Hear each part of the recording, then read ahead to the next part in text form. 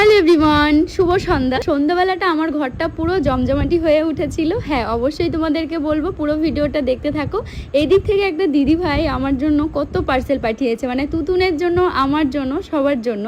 তো মিয়মোর থেকে কত খাবার পাঠিয়েছে, চলো তোমাদেরকে দেখাবো। তার আগে দেখো ঘরে কে এসছে। আমার পিসি এসছে, পিসি শাশুড়ি আর রিমি এসছে, মানে আমার ননদ এসছে। তো হঠাৎ করেই ওরা এসছে, বেশ অনেকক্ষণ আগে এসছিল, বসে গল্প টল্প করছিলাম। তো বড় অফিস থেকে আসার পথে ট্রেনে ছিল, তখন ওকে ফোন করে বললাম এরকম ভাই এসছে, শ্রেয়ান এসছে, তুমি কিছু খাবার নিয়ে এসো। আর এই দিকে আমার এই পার্সেলটাও চলে এসছে। দিদিভাই ভালোবেসে এত কিছু পাঠিয়েছে, মানে কি বলবো, আমার তো দেখেই এত খুশি লাগছিল। দেখো কত দূর থেকে আমার জন্য ভালোবেসে খাবারগুলো পাঠিয়েছে, তো আমার খুব ভালো লাগছিল। তো এখন সবাইকে খেতে দেবো, প্লাস আমিও খাবো। আর এইদিকে বড় অফিস থেকে আসার পথে নিয়ে এসেছিল নুডলস, তো এটা এখন আমি সবাইকে দিয়ে দেবো। তো ওরা এসছে, সেই জন্যই মেইনলি সবার জন্য আনা।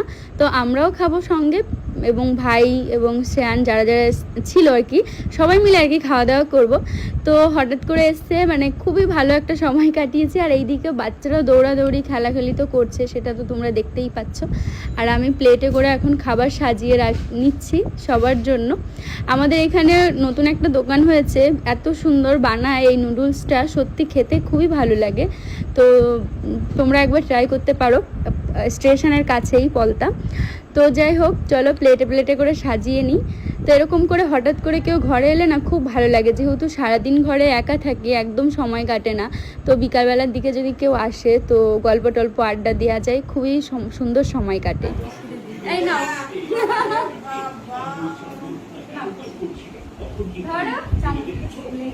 বেশ অনেকটা গল্প করার পর তারপর কিন্তু খাওয়া দাওয়া।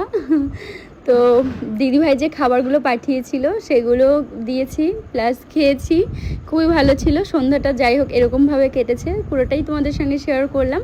তোমাদের কেমন লাগলো কমেন্ট করে জানিও। চলো টাটা, নেক্সট ভিডিওতে।